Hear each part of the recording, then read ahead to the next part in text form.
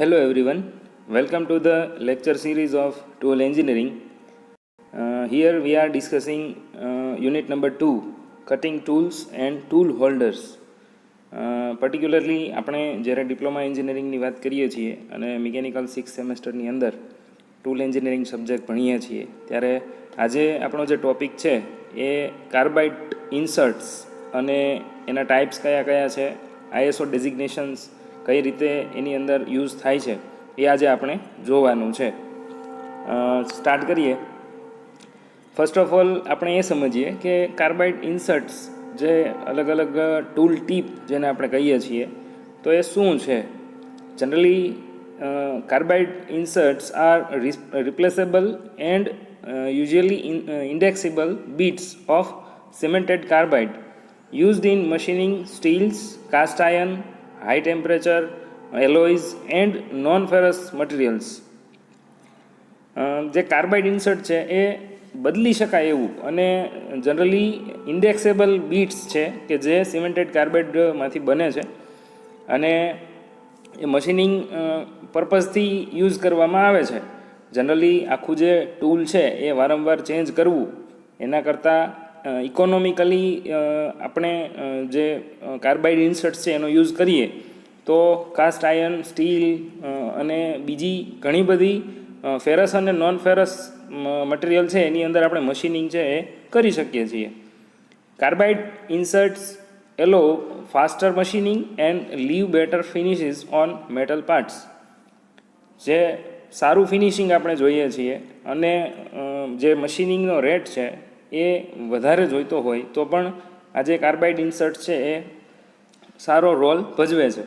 Carbide inserts can withstand higher temperature than high speed steel tools. એટલે જે normally આપણે HSS tools use કરીએ છીએ એના કરતાં વધારે ટેમ્પરેચર રેઝિસ્ટ કરી શકે અને એના કરતાં બેટર પરફોર્મન્સ પણ આપી શકે છે કાર્બાઇડ ઇન્સર્ટ્સ. આપણે ઇમેજની અંદર જોઈ શકીએ છીએ કે અલગ અલગ ઇન્સર્ટ્સ છે એ ફાસ્ટનિંગ કરેલી છે અને અલગ અલગ શેપ છે એ આપણે આગળ પણ જોવાના છીએ. A tool bit is a non-rotatory cutting tool used in metal lathes, shapers and planers. એટલે આમ તો અલગ અલગ ઘણા બધા મશીન્સની અંદર જે કટિંગ ટૂલ છે એ યુઝ આપણે કરીએ છીએ. Generally single point cutting tool, multi point cutting tool, milling cutters વગેરે કેટલા બધા એવા ટૂલ્સ છે કે જેમાં આપણે આ જે ટૂલ બીટ છે એ લગાવી શકીએ છીએ, એનો યુઝ કરી શકીએ છીએ. અહીંયા ઇમેજની અંદર આપણે જોઈએ તો કેટલા બધા પ્રકારની અલગ અલગ ઇન્સર્ટ્સ છે, અલગ અલગ મટીરિયલમાંથી બનેલી છે અને એ બધા જની જે ડિઝાઇન છે એ પર્ટિક્યુલર કોઈ એપ્લિકેશન પ્રમાણે થયેલી હશે. Almost all high performance cutting tools use indexable inserts. એટલે જનરલી જે અત્યારની લેટેસ્ટ ટેકનોલોજી છે એ પ્રમાણે જે ઇન્સર્ટ્સ છે એ બધે જ ઉપયોગમાં થાય છે. અત્યારે એનો ઉપયોગ છે એ દિવસે ને દિવસે વધતો જાય છે. There are several reasons for this. First of all, at the very high cutting speeds and feeds supported by these materials, the cutting tip can reach temperatures high enough to melt the brazing material, holding it to the shank. એટલે જે આ જે ઇન્સર્ટ્સ છે એ જે tool holder છે, ટૂલની જે body છે એમાં આપણે ઇન્સર્ટ છે ઇન્સર્ટ કરીએ છીએ કાં તો ફાસ્ટનિંગથી અથવા તો બ્રેઝિંગથી. તો આ જે બનાવવામાં આવે છે ટૂલ અને ટૂલ ટીપ્સ અથવા તો ઇન્સર્ટ્સ એ સારું ટેમ્પરેચર સુધી એક લેવલના ટેમ્પરેચર સુધી એ સસ્ટેન કરે છે અને જે કંઈ પરફોર્મન્સ આપવાનું છે મશીનિંગ વખતે એ સારામાં સારી રીતે આપી શકે છે. Economics are also important. Inserts are made symmetrically so that when the first cutting edge is dull, they can be rotated, presenting a fresh cutting edge. એટલે ઇન્સર્ટ છે એની ડિઝાઇન્સ એવી રીતે થયેલી હોય છે કે એ ઇન્સર્ટ એક કરતાં વધારે કટિંગ એજ એની જે ઇન્સર્ટની કટિંગ એજ છે એ જેટલી પણ એની એજીસ છે એ બધી જ એજીસને આપણે વારાફરતી મશીનિંગ માટે યુઝ કરી શકીએ છીએ. એવી રીતે સિમેટ્રિકલી બનાવવામાં આવે છે અને એટલા માટે જે આપણને એની જે કોસ્ટ છે એ આપણને ઇકોનોમિક પડે છે. Sometimes some inserts are even made so that they can be flipped over, giving as many as 16 cutting edges per insert. એટલે એક જ ઇન્સર્ટ એવી રીતે ડિઝાઇન થાય છે કે જેને ફ્લિપ કરી આગળ પાછળ ફેરવી અને એની 16 કટિંગ એજીસનો યુઝ કરી શકાય છે. એટલે એ આગળ આપણે જોઈશું એ 16 કટિંગ એજીસ છે કેવી રીતની હોય. અહીંયા ઇમેજની અંદર જે દેખાય છે એમાં જનરલી આપણે મેક્સિમમ 8 કટિંગ એજીસ છે એનો યુઝ કરી શકીએ છીએ. અને એક જે એજ છે એ ત્યાં જો 2 કટિંગ પોઈન્ટ્સ હોય, એટલે કે જે નોઝ રેડિયસ છે એ 2 હોય એક જ કોર્નર ઉપર, તો ઉપરની સરફેસમાં 8 અને નીચેની સરફેસમાં 8 એમ કુલ 16 કટિંગ એજીસ છે આપણને એક જ ઇન્સર્ટની અંદર મળે છે. એટલે આ એનો સૌથી મોટો બેનિફિટ છે. Next, there are many types of inserts, some for roughing, some for finishing. Other are made for specialized jobs like cutting threads or grooves. એટલે ઇન્સર્ટના કેટલા બધા પ્રકારો છે એ આપણે આગળ જોશું. એમાં કેટલીક ઇન્સર્ટ છે માત્ર રફિંગ માટે હોય છે કે જેમાં આપણે ટોલરન્સ અને એક્યુરેસી છે એ પ્રમાણમાં ઓછા જોઈતા હોય, અને કેટલીક છે એ ફિનિશિંગ ઓપરેશન્સ માટે હોય છે. અને સ્પેશિયલ પર્પઝ માટે પણ આ જે ઇન્સર્ટ્સ છે એ બનાવવામાં આવે છે, જેમ કે થ્રેડિંગ ઓપરેશન, ગ્રુવિંગ ઓપરેશન, એના માટે પણ ઇન્સર્ટ છે એ અલગ અલગ હોય છે. The industry employs standardized nomenclature to describe inserts by shape, material, coating material and size. એટલે ઇન્સર્ટ્સ તો કેટલા બધા પ્રકારની હોય છે, પણ એક સ્ટાન્ડર્ડ ફોર્મેટમાં ઇન્સર્ટ છે એનું એક નોમેનક્લેચર એટલે કે ડેઝિગ્નેશન, સ્ટાન્ડર્ડ ડેઝિગ્નેશનથી ઓળખવા માટે એના જે શેપ હોય એ શેપ, મટીરિયલ કયા પ્રકારનું છે, મટીરિયલના આધારે કોડિંગ સિસ્ટમ એક નક્કી કરેલી હોય છે. તો એ કોડિંગ સિસ્ટમ આપણે સમજવાની છે. અલગ અલગ પ્રકારની જે ઇન્સર્ટ્સ છે એ જોઈએ આપણે. અહીંયા અલગ અલગ ઘણા બધા શેપ્સ આપેલા છે. એ શેપની અંદર મેઇન જે ડિફરન્સ છે એના શેપ સાથે સાથે એના ખૂણા જે એંગલ્સ છે એ, અને સાથે સાથે મટીરિયલ. હવે ફર્સ્ટ છે C80 ડિગ્રી ડાયમંડ, એટલે કે ડાયમંડ ઇન્સર્ટ છે અને એંગલ છે એ 80 ડિગ્રી છે. ત્યાર પછી ડ્રિલિંગ ઇન્સર્ટ છે, H હેક્ઝાગોનલ ઇન્સર્ટ છે, પેરેલલ મિલિંગ ઇન્સર્ટ છે, S સ્ક્વેર ઇન્સર્ટ છે, ટેન્જેન્શિયલ માઉન્ટ ઇન્સર્ટ. ત્યાર પછી W80 ડિગ્રી ટ્રાયગોન, એટલે કે આપણે એની એજીસ જોઈએ તો બંને બાજુ 2 અને નીચેની સાઈડમાં 2 એમ દેખાય છે ટ્રાયેંગલ જેવું, પણ એને એજીસ કેટલી છે તો કે 6 એજીસ છે. તો એ છે W80 ડિગ્રી ટ્રીગોન. ત્યાર પછી છે D55 ડિગ્રી ડાયમંડ, ગ્રુવિંગ, થ્રેડિંગ ઓર પાર્ટિંગ ઇન્સર્ટ્સ, એટલે એના માટે પણ પર્ટિક્યુલર જે સ્પેસિફિક ઇન્સર્ટ્સ છે એ એક કેટેગરી થઈ. ત્યાર પછી ઓક્ટાગોન. આમ તો ઓક્ટાગોન છે એ રાઉન્ડ શેપનું દેખાય છે, પણ એમની એજીસ હશે 8. ત્યાર પછી આર ફોર રાઉન્ડ ઇન્સર્ટ પણ હોય છે. ટી ફોર ટ્રાયેંગલ, અને એ જે ટ્રાયેંગલ છે એ બધી બાજુ સરખી છે, ઇક્વિલાઇઝડ ટ્રાયેંગલ છે એટલે 60 ડિગ્રી હશે. ત્યાર પછી V35 ડિગ્રી ડાયમંડ. આ પ્રકારે અલગ અલગ આજે કાર્બાઇડ ઇન્સર્ટ છે એના આ પ્રકારો છે. નાવ કાર્બાઇડ ઇન્સર્ટ્સ મેન્યુફેક્ચરર, એટલે આમ તો કેટલી બધી કંપનીઓ છે એ આ પ્રકારની ઇન્સર્ટ્સ બનાવે છે, પણ જે મેજર પ્લેયર છે આ ઇન્ડસ્ટ્રીના, પર્ટિક્યુલર ટૂલિંગ ઇન્ડસ્ટ્રીના, તો એની અંદર કેટલીક કંપનીઓ છે કે જેના નામ અહીંયા આપેલા છે.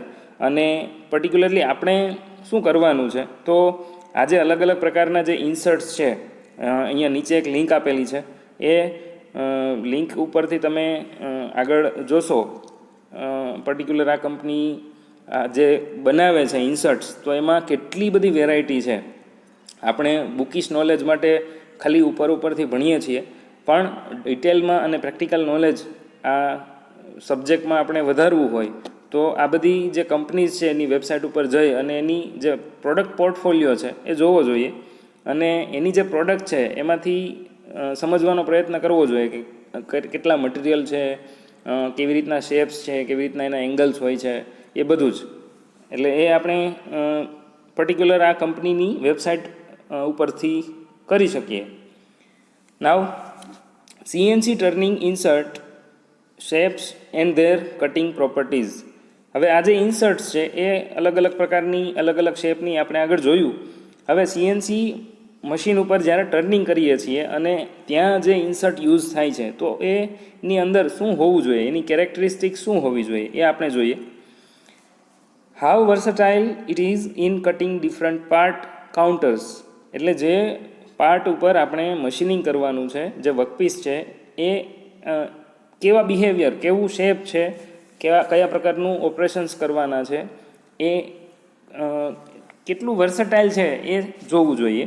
પછી spindle power required to cut. એટલે જે તે મશીન છે, સીએનસી મશીન હશે તો એ જે સ્પિન્ડલ છે કેટલી સ્પીડ ઉપર ફરે છે, કેટલો પાવર કન્ઝપ્શન છે, અને કટિંગ માટેના જે કંઈ પેરામીટર્સ છે, કટિંગ ફોર્સ, એના આધારે આપણે મેળવી શકશું. ત્યાર પછી વાઇબ્રેશન્સ ડ્યુરિંગ કટિંગ. એટલે કટિંગ દરમિયાન જે વાઇબ્રેશન્સ આવે છે એ કેટલા એક્સટેન્ટ સુધી આવે છે, અને જે કાંઈ કટિંગ ફોર્સિસ લાગે છે તો એની સાથેનું રિલેશન શું છે, એ એક પેરામીટર છે કે જે આપણે ધ્યાનમાં લેવું પડશે. નેક્સ્ટ છે strength of the insert and its ability to take heavy cuts. એટલે જે ઇન્સર્ટ છે પર્ટિક્યુલર, એની સ્ટ્રેન્થ શું છે અને એ કેટલી હેવી કટ સુધી જઈ શકે છે. એટલે આટલા પેરામીટર છે કે જે આપણે જોવા જોઈએ જ્યારે ઇન્સર્ટ છે એનું સિલેક્શન કરતા હોઈએ ત્યારે. હવે આગળ કેટલીક ઇન્સર્ટ આપેલી છે આ સીએનસી ટર્નિંગ માટેની, અને એના પર્ટિક્યુલર કોડ છે. રાઉન્ડ છે, સ્ક્વેર છે, પછી ડાયમંડ શેપ છે, ડબલ્યુ શેપ છે, ટી છે, ડી છે, વી છે વગેરે. આગળ આપણે જે પ્રમાણે ટાઇપ્સમાં જોયું હતું એ પ્રમાણે. હવે આ બધી જે ઇન્સર્ટ છે એ પ્રોપર્ટી સાથે કેવી રીતે કામ કરે છે, મતલબ કઈ કન્ડિશનમાં કઈ ઇન્સર્ટ કેવા પ્રકારનું કામ કરશે, અથવા એમાં જે આપણે આગળ પ્રોપર્ટીઝ જોઈ એ વધે છે, ઘટે છે, એ આપણે જોઈએ. અહીંયા નીચે કેટલાક એરો આપેલા છે કે જે 4 એરો એવા છે કે જે ડાબી બાજુ જાય છે, એક એરો એવો છે કે જે જમણી બાજુ જાય છે. મતલબ એ આપણને એની પ્રોપર્ટી વધે છે કઈ ડાયરેક્શનમાં એ દેખાડે છે. એટલે જોઈએ તો પેલું જે છે વાઇબ્રેશન ડ્યુરિંગ કટિંગ, તો વાઇબ્રેશન છે એ ડાબી બાજુ તમે જાઓ એમ વધતું જાય છે, બરાબર. એટલે કે જે ઓછામાં ઓછું વાઇબ્રેશન કરે જ્યારે કટિંગ થતું હોય ત્યારે, તો એ કયું છે તો કે વી ટાઈપની જે ઇન્સર્ટ છે એ ઓછામાં ઓછું વાઇબ્રેશન છે એ કટિંગ દરમિયાન કરશે. અને એની સામે આર શેપ છે જે સર્ક્યુલર ઇન્સર્ટ હશે તો ત્યાં વાઇબ્રેશનનો પ્રશ્ન છે એ વધારે હશે. Ability to turn complex counters. એટલે જે અઘરા કોમ્પ્લેક્સ એટલે જેનો શેપ છે એ સિમેટ્રિકલ ના હોય અથવા તો મશીનિંગ કરવું થોડું હાર્ડ હોય, કોમ્પ્લિકેટેડ હોય, એ કોમ્પ્લેક્સ કાઉન્ટર્સ કહેવાય. તો આર શેપ છે એ કોઈપણ પ્રકારનું કોમ્પ્લેક્સ શેપ કરવામાં ઇઝીલી કરી શકે છે. એની સામે જે વી શેપ છે એ જે કોમ્પ્લેક્સ શેપ છે એ સૌથી વધારે સારી રીતે એ કરી શકશે. આર છે એમાં ઓછું થશે. એટલે જે એબિલિટી છે એ આર શેપની ઓછી હશે. મારે બોલવામાં મિસ્ટેક થઈ. આર શેપની એબિલિટી છે એ સૌથી રિસ્ટ્રિક્ટેડ છે, બરાબર, એની લિમિટેશન થશે. જ્યારે 35 ડિગ્રીનું જે વી શેપની ઇન્સર્ટ છે એ કોઈ પણ કોમ્પ્લેક્સ શેપમાં કરી શકશે, કારણ કે એનો જે એરિયા છે એ પ્રમાણે અને એનો જે એંગલ છે એ પ્રમાણે એ કોઈ પણ મશીનિંગ છે ઇઝીલી કરી શકશે. ત્યાર પછી સ્પિન્ડલ પાવર એ વી શેપમાં સૌથી ઓછું જ હશે, અને જેમ આ બાજુ જઈએ ડાબી બાજુ એમ વધતું જશે. સ્ટ્રેન્થ ઓફ ઇન્સર્ટ, હવે 35 ડિગ્રીનો એંગલ છે તો સમજી શકાય કે એની જે નોઝ રેડિયસ છે અને એનો જે શેપ છે એ પ્રમાણે એ વીક હશે, તો એની સ્ટ્રેન્થ છે ઓછી હશે. રાઉન્ડ શેપ છે એની સ્ટ્રેન્થ સૌથી વધારે હશે. ત્યાર પછી ability to take heavy cuts. V shape છે એ હેવી કટ નહીં લઈ શકે, કેમ કે એની એક લિમિટેશન છે, એની સ્ટ્રેન્થ ઓછી છે, તો હેવી કટ લેવી એના માટે કેપેબલ નથી એ. એની સામે જે આર શેપ છે, રાઉન્ડ શેપ, એની કેપેબિલિટી વધારે હશે હેવી કટ્સ લેવા માટેની.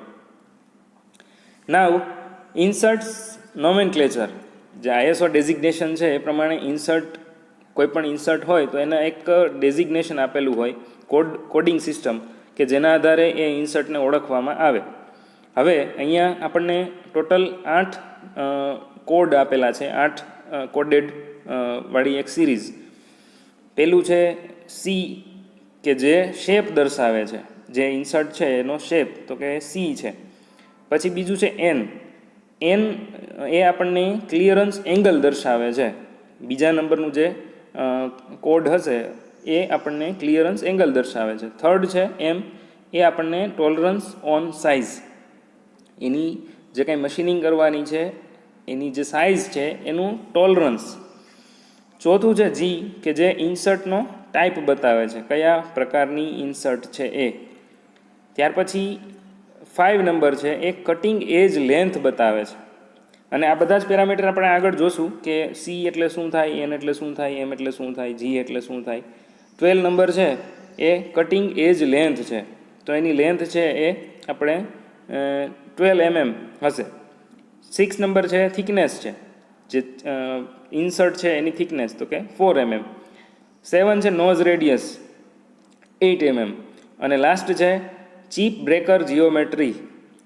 Chip breaker geometry. ટોટલ 8 આપણને અહીંયા કોડવર્ડ સાથેનું એક નોમેનક્લેચર આપેલું છે કે જે ઇન્સર્ટ માટે યુઝ થાય છે. હવે એક પછી એક સમજીએ. જે કાંઈ પેરામીટર છે 8 પેરામીટર, એમાં અમુક પેરામીટર એવા છે કે જે આપણે એની અંદર કંઈ માઇનોર પણ ચેન્જીસ કરી શકીએ નહીં, અથવા તો એ ફિક્સ રહેશે. પહેલું છે insert shape decided by holder, એટલે જે ઇન્સર્ટને જ્યાં હોલ્ડ કરાવવાની છે જેની સાથે, એ હોલ્ડરના આધારે નક્કી થાય ઇન્સર્ટનો shape. Relief angle decided based on part material and application, roughing, medium machining, finishing. એટલે જે રિલીફ એંગલ છે એ જ્યારે આપણે નક્કી કરતા હોઈએ તો એ ડિપેન્ડ કરે કે કયા પ્રકારનું ઓપરેશન આપણે કરવાનું છે. રફિંગ ઓપરેશન છે, સેમી ફિનિશિંગ છે કે ફિનિશિંગ છે. Tolerance no need to decide, it is generally G. એટલે જે ટોલરન્સના ગ્રેડ્સ આપણે જોયા એ ગ્રેડ પ્રમાણે આપણે જનરલી જી ગ્રેડ છે એ રાખવામાં આવતો હોય છે. Cross section decided by holder, clamping style and relief angle. એટલે ક્રોસ સેક્શન છે ચીપનો ઇન્સર્ટનો, એ રિલીફ એંગલ કેટલો છે અને જ્યાં ઇન્સર્ટને ક્લેમ્પ કરાવવાની છે, ફાસ્ટનિંગ કરવાનું છે, એની સ્ટાઇલ કઈ રીતની છે એ જોવામાં આવે છે. Cutting edge length decided by holder size. Thickness decided by holder size. ટૂંકમાં ટૂલ, ઇન્સર્ટને હોલ્ડ કરવા માટે જે ટૂલ છે એ ટૂલની જે બોડી છે, અથવા તો આપણે જેને ઇન્સર્ટ હોલ્ડર કહીએ છીએ, એના આધારે આ બધા પેરામીટર છે નક્કી થાય છે. Nose radius decided based on slenderness of part. Nose radius required on part. હવે સ્લેન્ડરનેસ રેશિયો છે એ ડિઝાઇન ઓફ શાફ્ટમાં આવે છે. ત્યાર પછી chip breaker geometry decided based on part material, application, roughing, medium machining and finishing. એટલે depend કરે કયા પ્રકારનું ઓપરેશન છે એ પ્રમાણે ચીપ બ્રેકર જીઓમેટ્રી યુઝ થાય છે. પાર્ટનું મટીરિયલ છે એ ડક્ટાઇલ હશે તો કન્ટિન્યુઅસ ચીપ ફોર્મેશન થતું હશે તો ત્યાં ખાસ ચીપ બ્રેકરની જરૂર પડે છે. બ્રિટલ મટીરિયલ હશે તો ચીપ બ્રેકર જીઓમેટ્રી છે એટલી ઇમ્પોર્ટન્ટ ના બને. હવે આજે આપણે 8 પેરામીટર જોયા, તો એ 8 પેરામીટર માટેના જે કોડ્સ છે એ કોડને અહીંયા કેટલા પ્રકારના છે એ બધું જ આપેલું છે. પહેલું જે હતું ઇન્સર્ટનો શેપ કેવો છે એ, તો આપણે ત્યાં પહેલાં જ બોક્સમાં સી લખેલું હતું. તો એનો મતલબ જે ઇન્સર્ટ છે એ સી પ્રકારની હોય તો એનો જે વચ્ચેનો એંગલ છે એ 80 ડિગ્રી હોય, જે ડાયમંડ ટાઈપની હોય. સી એટલે ડાયમંડ ટાઈપની ઇન્સર્ટ અને એનો વચ્ચેનો એંગલ 80 ડિગ્રી છે. માનો કે એની જગ્યાએ ડી હોય તો એ 55 ડિગ્રી છે, ઈ હોય તો એ 75 ડિગ્રી છે, અને કે હોય તો એ ડાયમંડ શેપ ખરો પણ આપણે જે સમબાજુ ચતુષ્કોણ હોય એના જેવો શેપ છે અને વચ્ચે 55 ડિગ્રીનો એંગલ છે. અહીંયા જે પોઝિશન બતાવેલી છે એ ઇન્સર્ટને ટૂલની અંદર ફિટ કર્યાની પોઝિશન આપણને દેખાડેલી હોય છે. એલ શેપ છે એટલે રેક્ટેંગલ થશે, આર શેપ છે એટલે સર્ક્યુલર થશે એટલે કે સર્કલ, એસ શેપ એટલે સ્ક્વેર, ટી એટલે ટ્રાયંગલ, વી એટલે 35 ડિગ્રીવાળો ડાયમંડ શેપ, ડબલ્યુ એટલે જે હેક્ઝાગોનલ શેપ છે એ અને એ હેક્ઝાગોનલ શેપની જે કટિંગ એજ છે એ એજનો ખૂણો 80 ડિગ્રીનો થશે. એ કે જેમાં એંગલ છે 85 ડિગ્રી અને એચ કે જે હેક્ઝાગોનલ શેપ છે. મતલબ આ ખાલી ફર્સ્ટ જે નોમેનક્લેચરનો ફર્સ્ટ બોક્સ છે એના માટેના આટલા ઇન્સર્ટના શેપ છે. બીજું છે રિલીફ એંગલ. હવે રિલીફ એંગલ માટેનો જે કોડ છે એ BCDEFN અને P છે. તો રિલીફ એંગલ છે કેટલો હોય જનરલી ઇન્સર્ટમાં, તો કે 5 હોય, 7 હોય, 15 હોય, 20 હોય, 25 હોય, 0 રિલીફ એંગલ પણ હોય અને 11 ડિગ્રી પણ હોય અને કોડ પ્રમાણે એના નામ છે. હવે જનરલી આ બધી વસ્તુ આપણે યાદ રાખવાની જરૂર નથી પણ સમજવું જરૂરી છે, કેમ કે જ્યારે આપણે કોઈ ડિઝાઇન કરતા હોઈએ ઇન્સર્ટની અથવા તો ટૂલિંગની, તો આપણી પાસે રેફરન્સ બુક્સ હોય છે, આપણી પાસે ડિઝાઇન ડેટા બુક હોય છે, એના આધારે આપણે નક્કી કરવાનું હોય છે. પણ એ બધી વસ્તુને સમજવી જરૂરી છે ક્યારે શું ઉપયોગમાં લેવું. ઓકે, થર્ડ છે ટોલરન્સ. હવે ટોલરન્સમાં આપણે જો અહીંયા અલગ અલગ જે શેપ આપેલા છે, ટ્રાયેંગલ છે, પેન્ટાગોનલ છે, સ્ક્વેર છે. સ્ક્વેરમાં જે ચારેય કોર્નર છે એ કોર્નરમાં ચેમ્ફરિંગ કરેલું છે. તો આ જે શેપ્સ આપેલા છે એમાં આપણને બે ડાયમેન્શન દેખાય છે. એક છે ડી અને બીજું છે એમ. અને એની થિકનેસ આપણને દેખાતી નથી પણ એ બેકગ્રાઉન્ડમાં હશે પાછળ.